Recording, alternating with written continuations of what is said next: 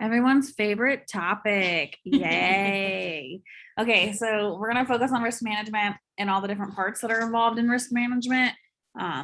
This will hopefully be a refresher for those of you involved, but it definitely brings up topics that we just have to continue to remind you guys about. So this one won't be too long, but it definitely stuff we've got to touch on. So these are all the parts that fall into the policy or to the risk management policy, and we'll be reviewing all of them as we go.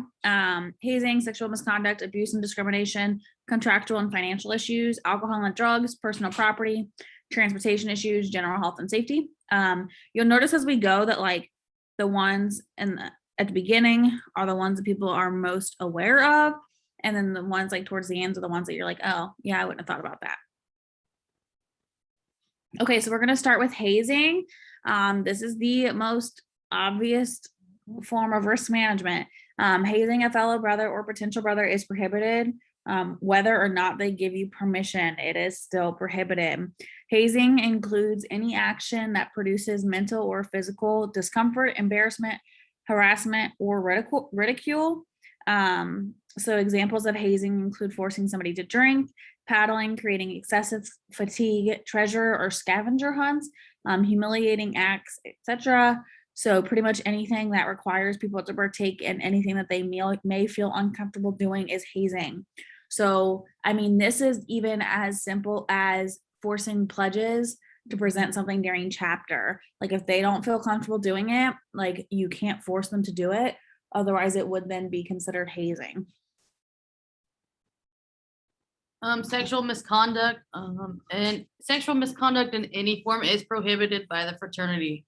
This includes domestic relationship violence, rape, sexual exploitation, sexual harassment, or sexual assault. These actions can be either verbal, mental, or physical, and it can be in the form of in-person or through social media, text, Snapchat, all of the above. Yes, this one is a super important one to keep in mind. A lot of relationships form an APO, and you have to be cognizant of like any domestic violence that could happen or harassment related to breakups. So verbally harassing or people feeling uncomfortable coming to chapter because of those relationships, you've always got to watch for that, particularly if you know people were dating and they broke up and suddenly you don't see one coming to chapter. Like reaching out to them and kind of seeing what's going on beyond all of that as well is super important. Abuse and discrimination is one of them. So no member or potential member of the fraternity shall partake in any abusive or discriminatory behavior towards others for any reason. So this includes, but is not limited to, abuse and discrimination based on biological sex, ethnicity, physical, mental, or emotional disability, age, marital status, sexual orientation, gender identity, gender expression, religious affiliation. So that's just some of them. But if you know that you're putting on an event that not everyone would agree with, don't do it. Yeah, like that there's something wrong with that event and you don't feel comfortable inviting all your members, there's an issue with the event. Don't put it on. As a reminder, we do have an open membership policy with Alpha Phi Omega. We cannot turn people away unless it is related to like not meeting requirements that are outlined. But you can't just not give somebody membership in APO because you don't want them to have membership. So if they can meet the requirements of the chapter, that counts for membership. And exclusion based on any of the above is also discrimination. Does that make sense? Yay. Okay. Mm-hmm.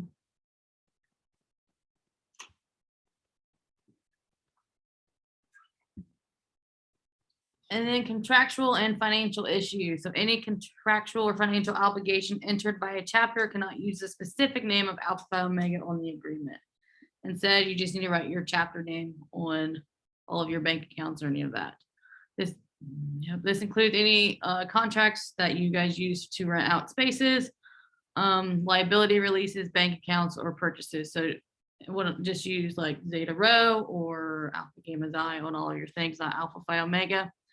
When adapting chapter policy manual, send it to the chapter advisory chair and section chair for review for any of those.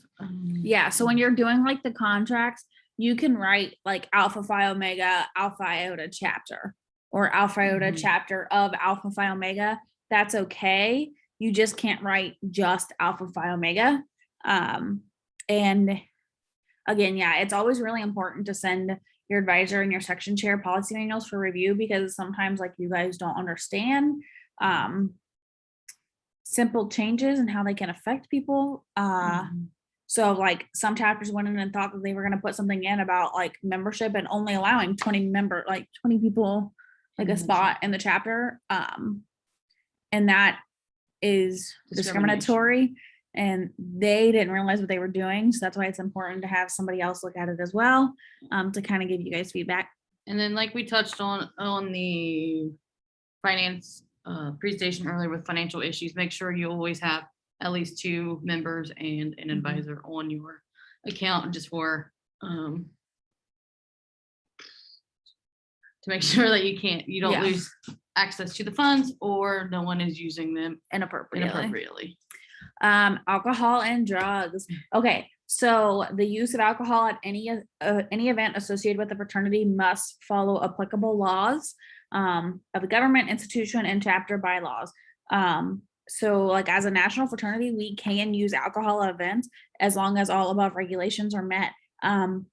You have to be 21. That is everywhere. You have to have a policy in place that would make sure that those under the age of 21 are not drinking. So that might mean a bar that has like a bartender who's actually checking IDs.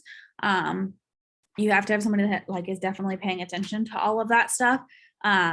If your institution, however, is a dry institution, you cannot have alcohol. That goes, just because Alpha Phi Omega says it's okay, your school institution rules precede Alpha Phi Omegas.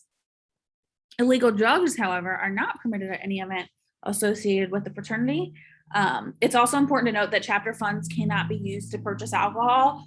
So if you're hosting like a formal or something like that and you want a bar, that's totally fine, but you can't do an open bar and buy it for those over the age of 21. They have to be paying for their own alcohol.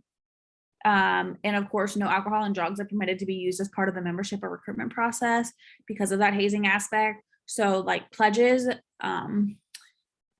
it's like a kind of a fine line, but like pledges cannot go to events that have alcohol at them. So you want to make sure that like with formals and stuff, you're planning those formals for after initiation so that they can still go and have fun. Personal property and transportation. Any use of your own personal property at a chapter event is voluntary and your own responsibility. Alpha Phi Omega will not be held liable for any damages that may occur. So if you decide to drive to take members to an event, it's your responsibility, and say something happens, you are at fault and you have to take full responsibility of whatever happens. I mean, same thing with anything like a speaker. Like if you're taking a speaker to an event or a computer to the event and water gets spilled on it, that was your own choice to bring it.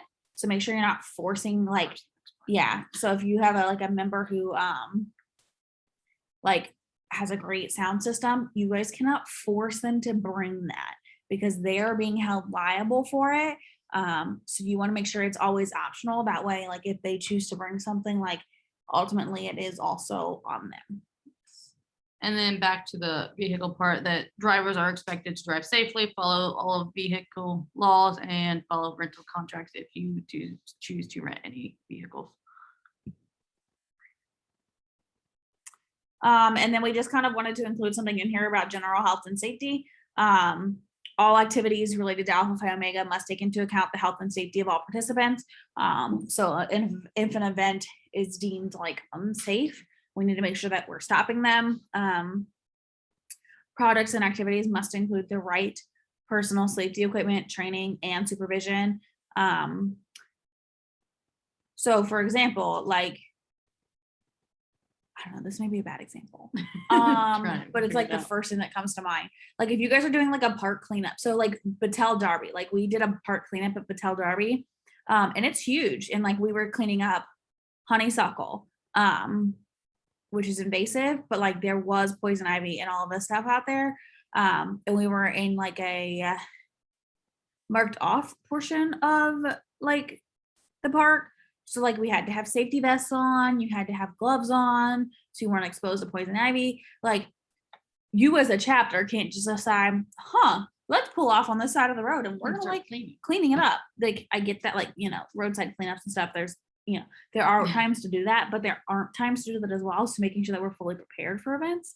And then all the equipment must be in good working condition and be used safely. So if you know something isn't working properly, do not use it as proper protection equipment. And we kind of added an extra spot in there that's officially not in the risk management policy, but it kind of does fall into there. So chapters must follow all provisions from national offices, universities, and state local authorities, particularly in relation to COVID-19. So if your university has a mask mandate, then you should be following that mask mandate at events and such whenever deemed necessary. Like obviously if you guys are all online, get it. But you should be making sure that you're following whatever the national office has put in place. Or like what your local university is telling whatever you your to do. local like regulations are. And of course, if the national office ends up coming down and saying things have to go back to virtual, things have to go back to virtual. So you always want to go with like whatever the most restricted requirement is. So just our expectations of this, all portions of the risk management policy should be followed by its entirety by every member or potential member of the fraternity. It's put in place to protect all of us. So please speak up about any activity that you believe is breaking the policy. Maybe that means going to your president, your ombudsman, your sergeant at arms, your advisor, your section chair, whatever you need to go to or wherever you feel comfortable. Please, please, please make sure that you're speaking up about it. Beyond like the general things that we see as risk management, like hazing and the alcohol and all of that kind of stuff, the risk management policy is in place to protect our members. So that becomes the discrimination, the sexual misconduct, all of that kind of stuff, making sure that we're protecting our brothers and making it a safe environment for them following this policy. So just make sure that you guys are speaking up about it. And if there are any risk management issues on your campus, it is supposed to go to your section chair immediately, either in person or over a phone call. So you don't want to like text or send emails about it because any of that kind of stuff, like if this were to go to court or anything, would be evidence. So you want to make sure that you guys are calling. That doesn't mean that you can't like, so if you have a serious issue, like maybe something happened at OSU and like Kachi tried to call me, I didn't answer. She could shoot me a text and say, hey, I have an RM thing, please call me. If I'm stuck in a meeting, like I'll just send it straight to Brittany and have Brittany call her. So it's okay to say, hey, I have an RM thing, but Kachi shouldn't tell me, hey, I just found out we had an event and there were two active members that were like forcing 10 pledges to drink at this event at such and such's house. What do I do? Because now it's in text that happened. So that's the kind of conversation like Kachi would have with me over a phone call instead. That way we can reason it and I will listen to what she says. If I don't have an immediate answer, I'll pretty much go to Brittany and we'll go from there. That way we're giving you guys the right answers and there's nothing in writing unless absolutely necessary. So again, this is a fine line here. But like it goes to your section chairs because we're part of that communication channel and we're trained in this stuff.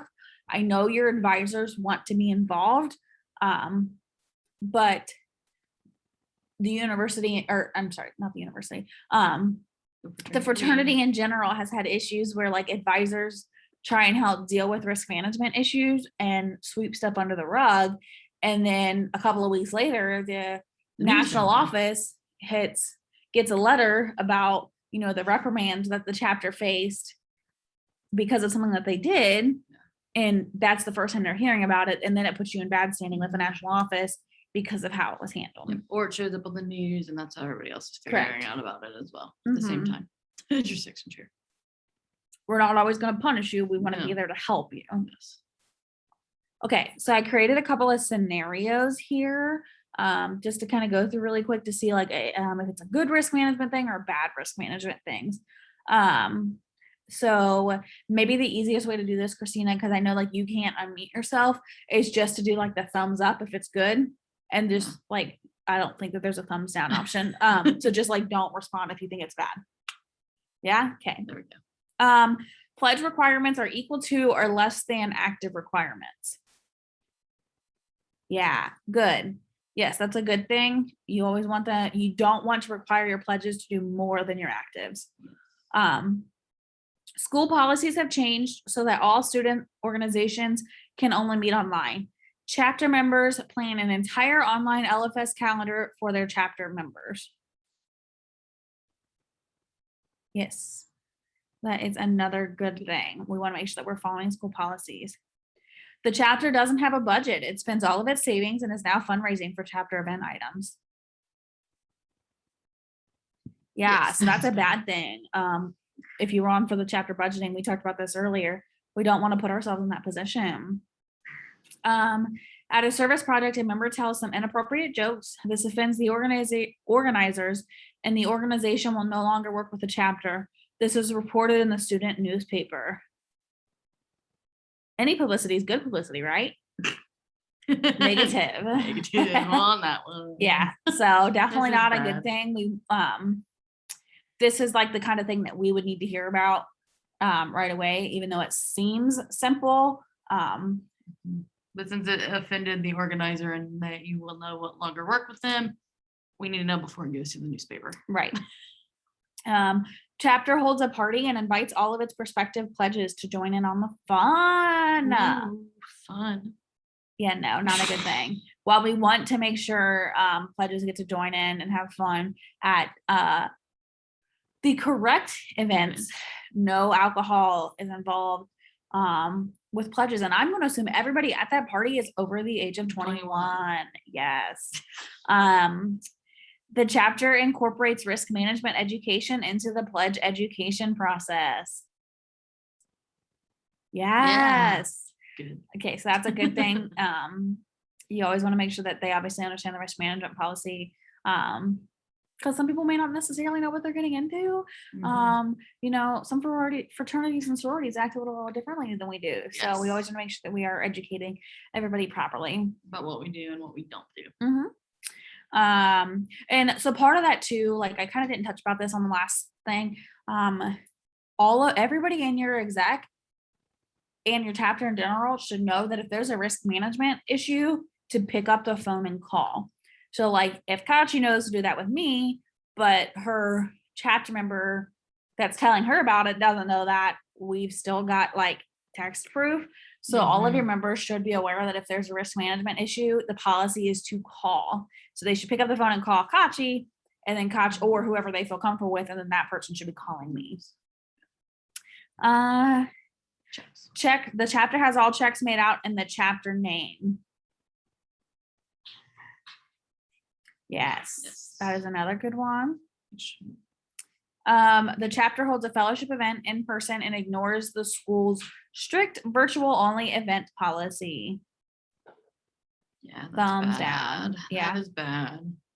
Last one. The chapter makes each pledge stand up before one of the chapter meetings and perform a stunt for the chapter.